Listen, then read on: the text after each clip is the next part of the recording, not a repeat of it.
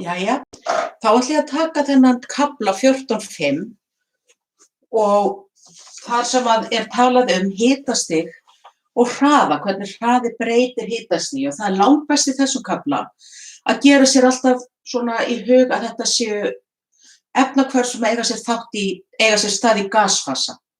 Og þá sér maður fyrir sér þegar efni hitnar og það kemur meiri orka inn, þá sér maður að sameindirnar þær fara að ferðast með meiri hraða, þrýstingur eykst að það eru fleiri sameindir sem eru að rekast á yfirborð íláts og sama gildir þá og þær eru vissulega að fara með meiri hraða og það verða fleiri árekstrar á milli sameinda, það verða sterkari eða kröftugri árekstrar sem að verður til þess að þessi orka sem að áreksturinn hefur í för með sér yfirvinnur efnatengi, þannig að þau geta þá rofnað. Og já, hvað annað? Það er best að byrja að skrifa bara upp. Að almennt þá er það þannig að varmi, það er eða varmaorka, það er það að hiti komi inn í kerfi, hann veldur hraðari efnahvörfum. Og þá ef maður sér fyrir sér tvær sameindir í gasfasa, í fyrsta lagi, já, verða árekstrar tíðari eða fleiri, það eru fleiri árekstrar.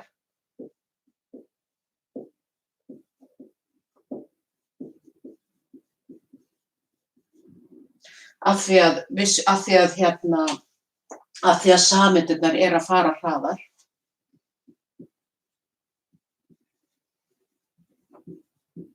Meiri hraði á sameindum. Það eru kröftugri árekstrar, kröftugri eða orkumeiri, kröftugri, orkuríkari.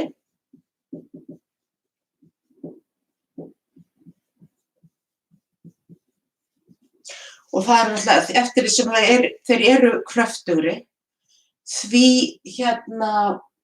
því orkuríkari eru þeir og það þýðir það að það er meiri líkur á að efnahvarf eigi sér stað. Og hann er sagt og við getum sagt sem að þetta felur allt í sér að hreyfiorka kerfisins eykst.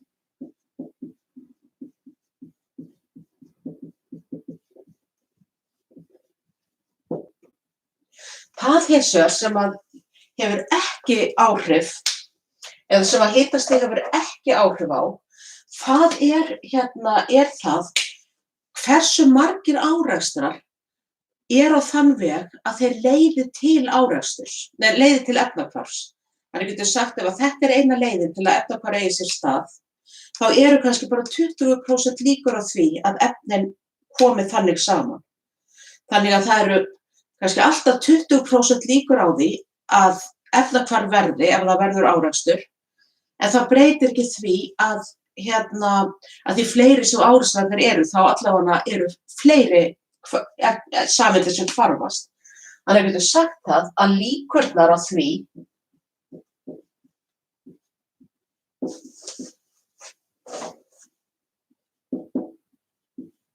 að hvarfefnin séu þá með rétta afstöðu hvort til annars.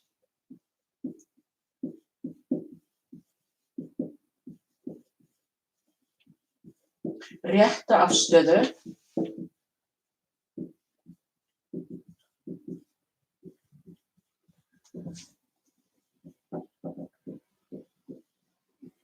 Þær breytast ekki með hita.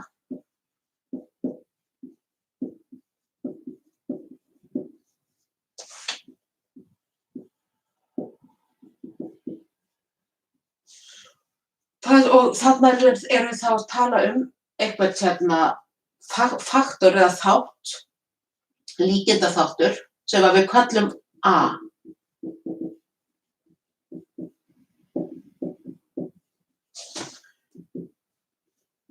Og þetta er þá bara fasti. óháð hitastigi.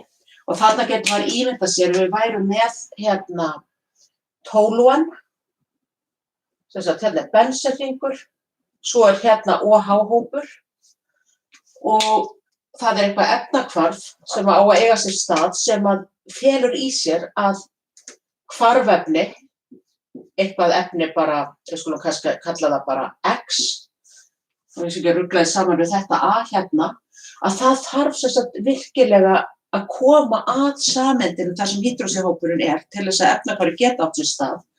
Þannig að þetta hérna myndi leiða til áreksturs. Við gerum hérna hring utanum. Að þetta leiðir til efnahvarfs. Að því gefna orkan sé nógu mikil í árekstrinum. Hins vegar myndi það að þetta hvarfefni kæmi að einhvers staðar annars staðar, sem eru þetta alveg sömu líkurnar að það komi að einhvers staðar annars staðar, úr annarri átt, að það myndi þá ekki leiða til efnahvarfs. Þannig að getur sagt að það sé þá alltaf þess að 20% líkur á efnahvarfi verði, og þetta auðvitað bara þetta dæmi. Það sem ég ætla að fara í næst árekstralíkanið. Það mynd úr kafla 10.7 sem að sýna hvernig við það að varmi einhvers kerfis aukist, að við setjum sem sagt meiri hita inn, hvernig sameindirnar, fleiri sameindir hafa nægilega mikla orku til þess að geta hvarfast. Og þetta eins og ég hef sagt áður, var lögð mikil áhersla á í 10. kafla hjá Má Björgvinssyni, samkennara mínum. Þannig að við förum í þetta hérna aftur. Þetta þá árekstralíkanið.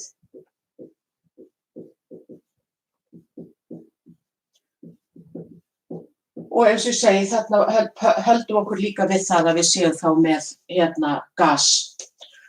Það sem við erum að skoða hér graf þar sem við erum annars vegar með hérna hreyfiorku, sem sagt sameinda, eða hreinlega bara hraða, metrum á sekúndum. Hreyfiorka myndi hins vegar vera í júlum, en þarna erum við að segja sem sagt að eftir því sem þú ferð eftir þessum hérna ás, því hraðar að fara sameindirnar og því meiri hreyfiorka þeirra. Hins vegar erum við hérna með mólbrot á þessum hérna ás. Og ég ætla bara að byrja því að gera, maður getur litið fyrst á þetta sem stöplareit. Ef við erum hérna með 0 og síðan erum við hérna með einhverja sem sagt mestu orku sem hún getur haft. Þá getum við sagt ef við erum með 1 mól að einhverja sameindir eru með þennan hérna litla hraða. Svo eru aðeins fleiri með meiri hraða, aðeins fleiri. Og þá erum við alltaf að hugsa þetta sem fjölda undir ferlinum, þannig að þetta væri einhvern veginn svona og ferillinn þá svona. Og þetta hérna ætla ég að segja séu, hitastigið sé sama sem 0 gráður á Celsius. Að þá dreifist hitinn á þennan hátt. Ég ætla að taka burtu núna þetta hér.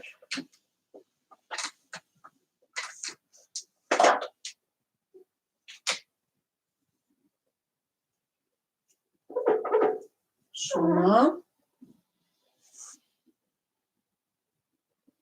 Þetta sé svona nokkurn veginn hreint. Og hérna myndum við þá segja, ok, flestar sameindirnar eru þá með þessa hérna hreyfiorku. Hins vegar þá einhver punktur á grafinu.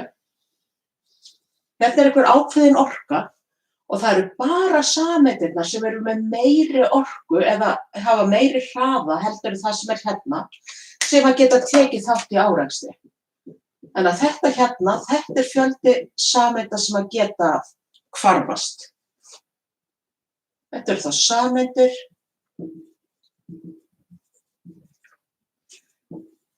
sem geta hvarfast.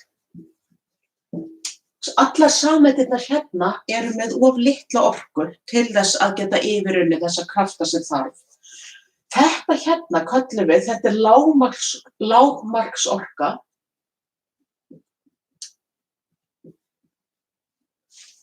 Og það er til þess að efnahvarf geta átt sér stað. Og þetta köllum við virkjunarorku.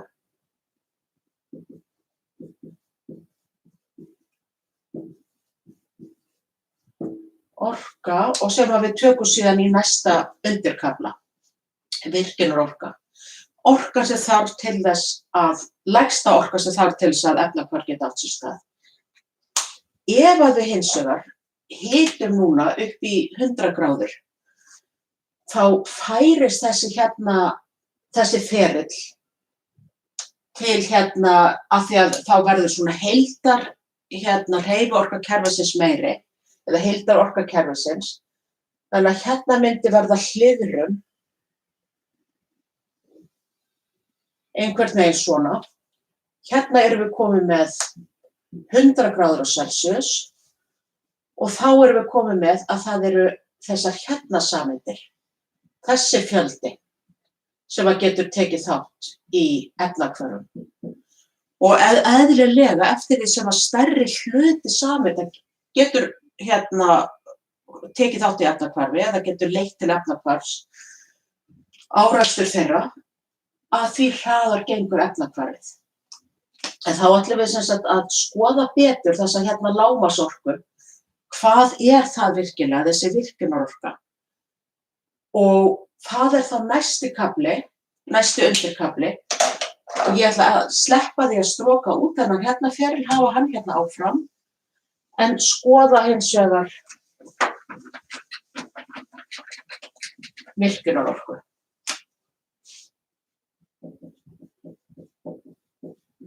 Virkjunarorka. Hérna erum við með línurit sem að ég var nú svo sem búin að segja það áður að þetta er mjög vinsælt í efnafræði. Við köllum þetta oft eitthvað svona orkumætti, þar sem við erum að skoða annars vegar hver er orka á ás og síðan erum við að tala gang efnahvarfs. Gangur efnahvarfs. Og núna ætlum við að skoða efnahvarfið A plus B sem verður C plus D og ég ætla að segja að þetta sé útverfið efnahvarf, þannig að losnar orka. Þetta er plusorka sem þýðir það að delta H er neikvætt. Nei, sem sagt mínusskyldi. Virkjunarorka er það sem við köllum, er táknuð með EA, þar sem að A stendur fyrir activation eða virkjun. Þannig að hérna erum við þá með activation energy. Og þetta er þá þessi lágmarksorka sem þarf til þess að efnahvarf geta átt sér stað. Þegar við erum að skoða hver er orka ákveðinna efna, þá erum við raunin að tala efnaorku. Við munið eftir þessu ef að hvarfefnin eru orku hærri heldur en myndefnin, þá losnar orka í efnahvarfinu. Og jú, þetta á nú alltaf sjást, er það ekki? Jú, þá losnar orka í efnahvarfinu og það er útvermið. Og ætlum við að teikna svoleiðis hvarf, þar sem við byrjum með A plus B og svo eins og gangur efnahvarfs er, að við látum það alltaf ganga í þessa átt, að þá erum við hinum megin með myndefnin sem eru þá orkulægri, C plus D. Og erum við bara að segja að þessi innri orka eða efnaorka hvarfefnanna, hún er hér á þessum orkuskala, en orkan hér á C plus D er lægri. Það getur kannski sagt ef við setjum rautt strik undir, að þá myndi hún vera eitthvað staðar hér. Og erum við að tala munur, að þetta er þessi munur, delta E, orkumunurinn á þessum efnum, Og delta E er í rauninni sama sem delta H. Að því gefnu að við séum með kerfi sem að þrýstingur er fasti. Þannig að við getum gefið okkur það. Þetta er bara vermið. Þannig að hérna erum við með orkumun milli þessara hérna efna upp á þessa hérna stærð, delta H. Hins vegar, þá gerist efnahvarfið hérna ekki þannig að þessi efni hvarfist bara og það þurfi enga orku til þess að þau getur bara rúllað hérna niður og orðið að myndefnum.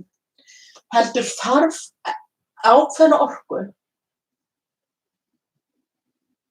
til þess að efnahvarfið getur átt sér stað. Og þetta er orkan sem við notum til þess að rjúfa efnatengi. Og það er samt ákveðna orku alltaf, hversu óstöðug sem efnatengi eru, það kostar alltaf að rjúfa þau. Og það er þá sú orka sem að þarf, sem að við köllum virkjunorku. Og það er þá frá hérna þessari innri orku, hvarfefnanna, og upp í þennan hérna hól. Þetta er ekki delta, heldur er þetta bara EA, virkjunarorka. Og eftir því sem hún er hærri, því erfiðara er fyrir efnahvarfið að eiga sér stað. Því fleiri hérna hvarfefni sem eru með nægilega orku til þess að komast yfir þennan orkuhól, því hraðar gengur efnahvarfið. En eins og ég segi, virkjunarorkan er lágmarksorka sem þarf. Og hún er fasti fyrir efnahvarf.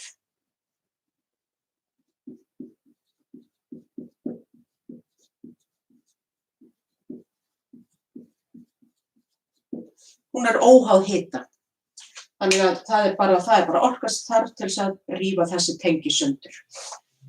Og þarna ætla ég þá að koma að líka, sem er ágætt að koma inn með hér, að áhrif hvata eða ensíma, við þess að töluðum í byrjun 14. kafla að hvatar og ensím eru þessir hvatar í lífefnafræði, að þeirra hlutverk þegar það kemur að efnahvörfum er í rauninni að lækka virkjunarorku.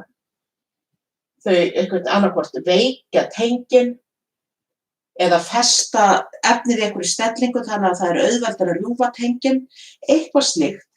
Þannig að með því að lækka virkjunarorkuna, þá eru fleiri sameindir sem að hafa nægilega orku til þess að yfirvinna hana. Þannig að hvatar ensím lækka virkjunarorku.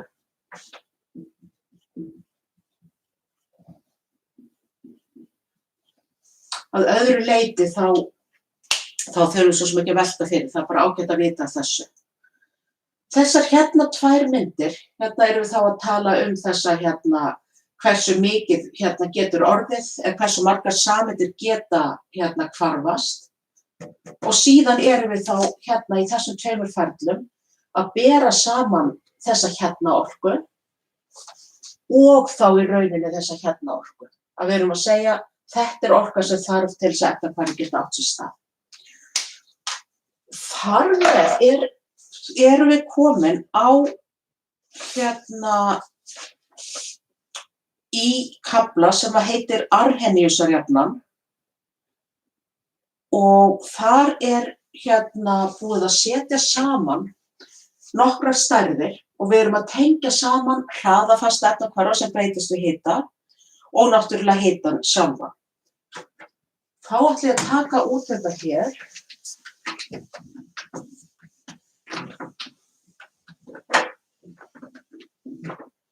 Þetta hérna aðeins áfram og þá erum við komin að Arrheniusarjöfnunni.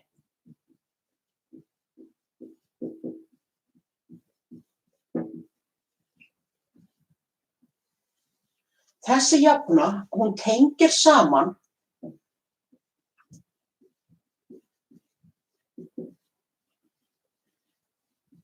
hraðafasta efnahvarfs og það er litla K og hitastig. Og þetta eru hvörf sem eiga sér stað í gasfasa. Þannig að gasfastinn kemur hér við sögu. Jafnan er svo að K við ákveðið hitastig er hraðafasti efnahvarfs sama sem einhver fasti A. Og A var þessi líkindafasti, sem sagt hversu mörg prósent af árekstrum koma, sem sagt, eru með rétta afstöðu. Hann breytist ekki með hitastigi.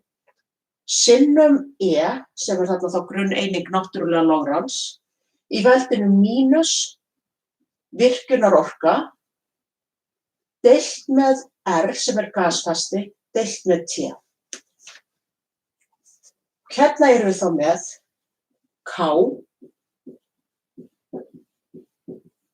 hraðafastinn, og við getum sagt hérna til hliðar að hann auðvitað er ekki fasti, samt sem áður, hann breytist, er háður hitastigi. Hann er fasti við fast hitastig.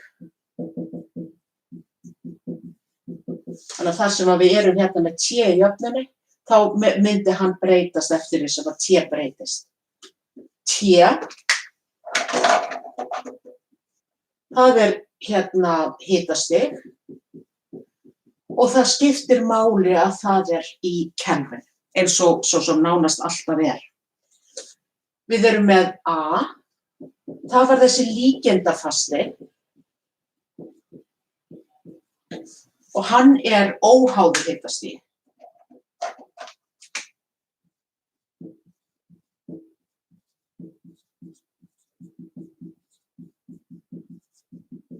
Síðan erum við með R. Þetta er gasfastinn, sem þið munið eftir úr þessu P sinnum V er sama sem R sinnum N sinnum T, já N sinnum R sinnum T. Hérna erum við samt komið gasfastan, en hérna hins vegar erum við alltaf, að því við erum að tala um orku, þá erum við alltaf að nota fastan 8,314 joule á mól á Kelvin. Og þetta hérna er sannarlega fasti, sem sagt óháður hitastigi. Og þetta hérna kemur ekki meira við sögu. Síðan var eitthvað eftir, er það ekki? Jú, það er náttúrulega bara sjálf virkjunarorkan, EA. Þetta er hérna virkjunarorka. Hún er gefin í joule á mól og hún er óháð hitastigi líka. Óháð hitastigi. Þetta hérna, þannig að í rauninni eru einu breyturnar, eina sem er að breytast í þessu efnahvarfi er hitastig. Í þessari jöfnu þá erum við að skoða einu breyturnar eru þá hraðafasti og hitastig. Og svo vill til, og nú ætla ég að taka burtu hérna.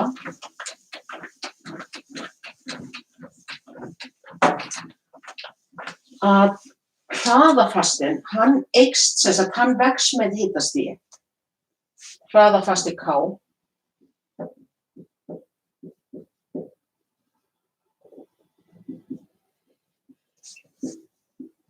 Vex með hitastigi og hann gerir það á svona samkvæmt veldisvísis vexti. Þannig að ef við erum með K hérna á y-ás og hitastig á x-ás, þá ef við værum sem sagt í 0 Kelvin, þá er hraðafasti 0. En síðan eftir sem hitastigið eykst, því þannig vext þá K í svona veldisvísisfalli. Og þarf að láta þetta taka svo mikið pláss. Þannig að hérna erum við með T. Það hins vegar sem er hægt að gera við þessa hérna jöfnu er að taka náttúrulega lóran hérna báðum megin. Þannig að það tökum hérna Ln, þá fáum við það að náttúrulegi lórin af K er sama sem, og þá getum við tekið þetta hérna veldi niður, mínus virkjunarorka, deilt með R, deilt með T, plús og svo bara náttúrulega lógaritmur af þessum hérna fasta. Hérna erum við komið með eitthvað sem að líkist jöfnu beinnar línu. Af því að hérna getum við sagt að þetta er þá það sama sem, ln-k er sama sem, þannig ef við tökum 1/t hérna út fyrir sviga, þá erum við komið með 1 mínus virkjunarorka á móti r sinnum 1/t plús ln-a. Og þarna erum við komið með y er sama sem ax plús b. Það sem ln-k er y, ea deilt með r er hallatala, x er þá hitastigsbreytan og b er fasti, þess að skurðpunktur. Og þegar við förum að setja þessi sömu gildi og við hefum plottað hérna upp k á móti t, ef við hérna gerum ln-k á móti 1/t, þá fáum við náttúrulega lógaritminn af k á móti 1/t, þá fæst út bein lína þar sem að, þannig að við förum hérna frá veldisvísisfalli yfir í beina línu og hallatalan hér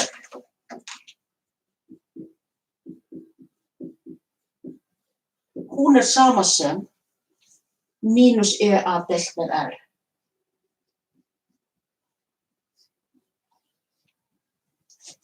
Og þegar maður er búinn að finna hallataluna, hún er náttúrulega mínus, neikvætt gildi, sem þýðir það að þá fengjum við hérna að virkjunarorkan er plús og hún á alltaf að vera jákvætt gildi.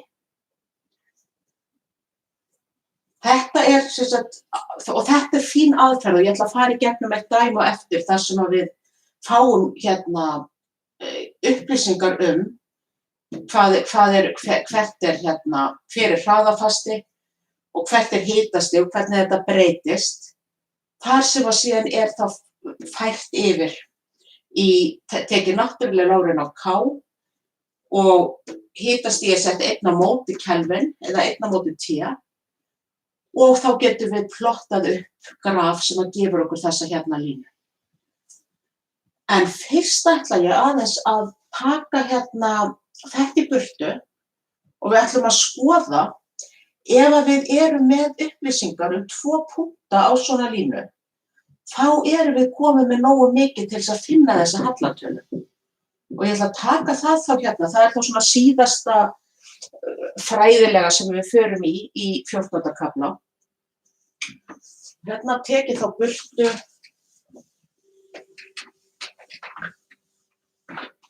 þetta hér.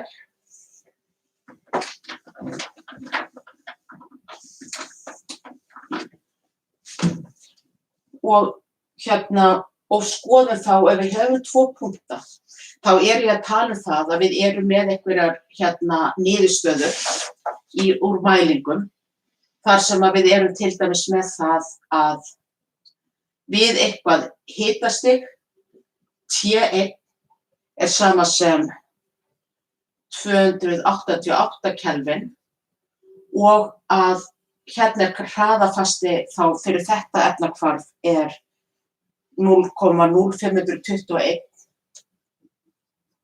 og síðan erum við með T2 sem að er sama sem 298 Kelvin, það er þá 25 gráður og K2 hér er 0,101. Þetta eru gögn sem að við höfum og þau eru fundin út frá einhverjum mælingum.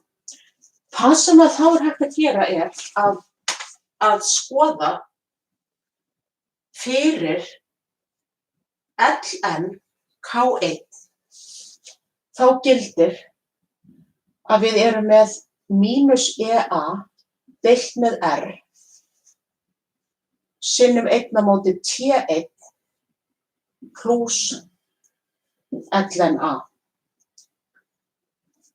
Svo erum við með þetta K2, þá getum við fundið hérna sambandið hér, að ln K2, það er sama sem mínus EA deilt við R, sem er auðvitað bara fasti, sinnum 1 á móti T2 plús ln a. Þannig að hérna erum við komið með þessi tvö. Það sem síðan er gert er að við segjum hérna, ætla ég fari ekki bara hérna upp núna, tökum þetta hérna saman og segjum hérna að ln K1, ég veist að við erum að hreina þessu örugglega að gera þetta rétt hérna, já, mínus ln K2 er sama sem, og þá erum við með þessa hérna, mínus EA deilt með R í veldinu 1 á móti, eða sem sagt ekki í veldinu heldur, sinnum 1 á móti T1 plús ln a mínus virkunarorka deilt með hraðafasti, gasfasti, 1 á móti T2 plús ln a líka. Og hérna með því að taka hérna ln a, eða við styttum það út, hérna erum við plús ln a mínus ln a, þannig að það dettur út úr jöfnunni. Tökum síðan EA deilt við R út fyrir sviga og breytum þessu hérna líka. Þetta er sama sem ln K1 deilt með K2. Þannig við notum okkur þetta hér og við tökum EA út fyrir sviga hérna, EA deilt með R, og þá stendur eftir mínus 1 á móti T1 plús 1 á móti T2 hér.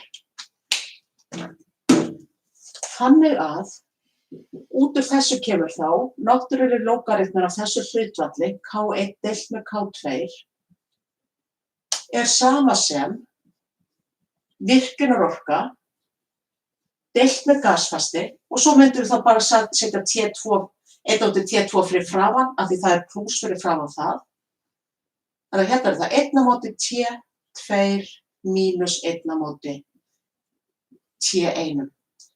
Þessi hérna jafna er alveg ídeal til þess að reikna út virkunarorku ef við erum með upplýsingar einhver 2 hitastig og hver hraðafastin er fyrir þau. Þannig að við tekum og skipta þessa jöfnu, en við notum þessi hérna gildi og setjum inn, þá erum við komin með, ég ætla þá að taka hérna, vona svartur dugi hér, að fyrir þetta hérna dæmi gildir þá að ln, og hérna erum við þá með K1 0,0521 deilt með K2 0,101. Þetta er sama sem óþekkta-stærðin EA deilt með, og svo var þetta 8,314 ef ég man rétt, 314 joule mól Kelvin, og síðan sinnum 1 á móti T2 298 mínus, og þetta er Kelvin, mínus 1 á móti 288, sem sagt T1. Hérna getur maður reiknað út hvaða stærðir eru þetta. Reiknivél er þá eitthvað sem ég þarf að ná í.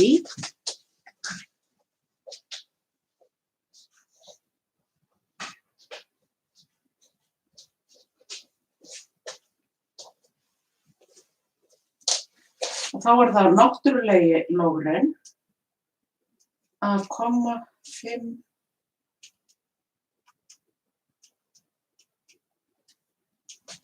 Hérna fá út gildi þá að mínus 0,662 er þetta, og hérna styttast allar einingar út.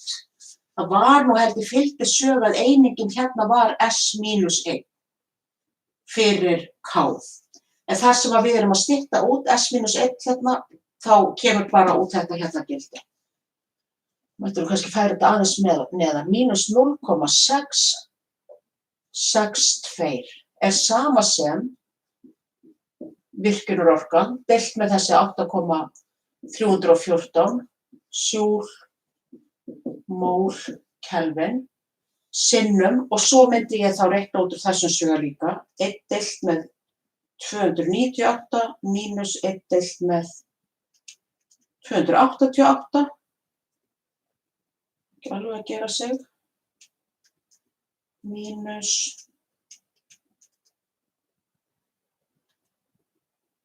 þetta er mínus 1,17 sinnum 10 veldinu mínus 4, og hérna erum við með náttúrulega stærðina 1 á móti K. Það er einingin, eða K í veldinu mínus 1. Síðan einangrum við hérna virkjunarorkuna. Hér, ég vona þetta sjáist, já. Virkjunarorkan er þá mínus 0,662 deilt með þessu hérna mínus 1,17 sinnum 10 veldinu mínus 4. Þetta er svo tvert undir jafnaðarmerkið. Og svo er þetta hérna sinnum 8,314 joule mól og Kelvin, og þetta hérna var náttúrulega 1 á móti K hérna fyrir neðastrik. Og hérna erum við þá með 1 á móti K, og hérna er náttúrulega líka 1 á móti K, eða 1 á móti K þýðir að K er í rauninni fyrir ofanstrik, þannig að þetta styttist hvert á móti öðru, og eina einingi sem er eftir er þá hérna joule á mól, og mínusarnir styttast hver út á móti öðrum, þannig að við fáum plústölu. Þannig að það er 0,662 deilt með 1,17 mínus 4 sinnum 8,314 gefur okkur 47.040.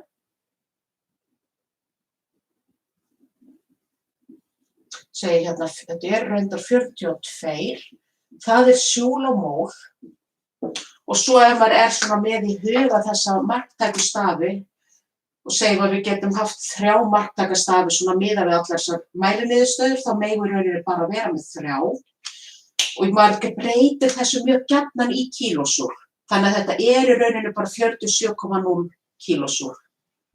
47,0 kílósúl á mól. Þetta væri virkjunarorkan sem að þyrfti að fara yfir í þessu efnahvarfi. Þá ætla ég að taka, þarna er svona dæmigert, það verður svona kannski bara eðlilegast, þessi jafna er gefin á jafnublaðinu ykkar. Þannig að þarna þarf bara að setja inn niðurstöður, og vissulega eru líka dæmi þar sem að ykkur er gefin virkjunarorkan og K1, K2 og T1, en þið eigið að finna T2. Þannig að þá er þetta alltaf spurning einhverja algebru. En ég ætla að taka núna dæmi, það er komið hvað? 38 mínútur. Við tökum eitt dæmi úr bókinni þar sem ég ætla að nota svona mæliniðurstöður sem eru gefnar til þess að finna virkjunarorkuna út frá þessu grafi sem við teiknum upp. Og það sem þið getur vist alltaf sett á pásu, þá getur stróka þetta hérna út.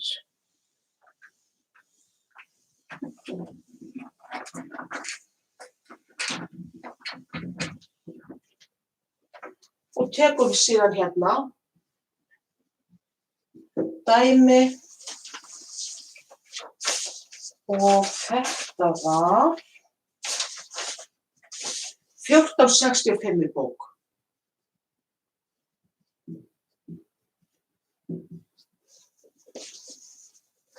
Hérna er verið að finna út, finndu virkjunarorku EA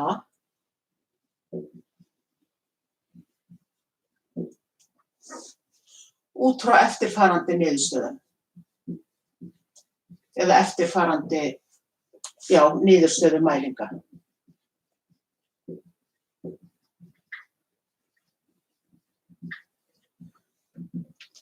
Og þetta eitthvað efnahvarf sem svo sem ekkert gefið upp, en við erum með mælingar. Og ég ætla að, svo hvort ég eigi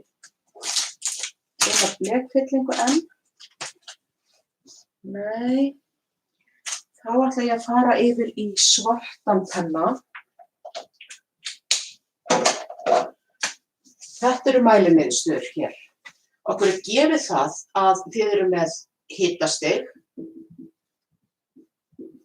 í gráðum á Celsius. Að því efnafræði þá náttúrulega erum við aldrei sagt við það að gefa bara Kelvin beint. Heldur þarf alltaf að leggja við það. Þá erum við með 15 gráður, 25, 35 og 45 gráður. Svo er okkur gefið hérna þá hraðafastinn við þessi hitastig og hann er með þá eininguna sekundur mínus fyrsta. Þetta er sem sagt kannast kannski við þessi fyrstu 2 gildi að ég notaði þau í dæminu áðan. Þar sem ég setti inn í jöfnuna fyrir T1 og T2. Hérna erum við með 0,184, 0,332. Hérna erum við sem sagt með K og við erum með hitastig. Jafnan sem við höfum áhuga á að nota til að gera jöfnu bestu línu er þessi hérna að ln K var sama sem mínus EA deilt með R sinnum 1 á móti T plús LNA. Og hérna vorum við þá með y og þetta er x. Þetta hérna er hallartalan, mínusinn fylgir með. Þetta hérna er bara þessi fasti eða skurðbútur. Og það sem þarf þá að byrja á því að gera er að umbreyta þessu hérna yfir í kelvingráður. En ég ætla bara að setja hérna inn að sviga kelvin. Og þá er það alltaf plus 273, plus 273. Ég nota ekki 273,15 þegar ég er með svona, er ekki með kommu hérna eitthvað. Hérna fáið þá 288 kelvin, 298, 308 og 318. Síðan ætlum við að breyta þessu hérna yfir í að ég ætla að fá hérna, og að því mann svo þægilegt að hafa, ég set hérna LNK og ég teka fram að þarna einhvern veginn hverfur þessi eining S-1. Þannig að það er ekkert hugsanlegt meir hana í þessum útreikningum. Þannig að hérna tökum við bara gildið hérna er það þá í rauninni bara LN 0,0521. Þess að þetta eru þá gildið sem við erum að taka. Og út úr þessu, í þessari hérna röð, fáum við mínus 2,95, mínus 2,29, mínus 1,69 og mínus 1,10. Þannig að þetta eru bara gildið þegar við erum búin að taka náttúrulega logra. 1 á móti T hins vegar kemur hér og hérna erum við með þá 3,47 sem er 10 veldinu mínus þriðja, 3,36 sem er 10 veldinu mínus þriðja, 3,25 sem er 10 veldinu mínus þriðja og 3,14 sem er 10 veldinu mínus þriðja.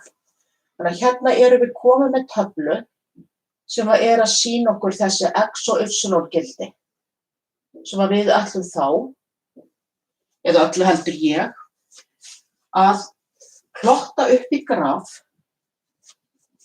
þar sem við erum með 1/t á x-ás og lnk á y-ás til þess að finna þá hallatöluna hér. Hérna ætla ég að gera svona aðeins beinni línur en venjulega.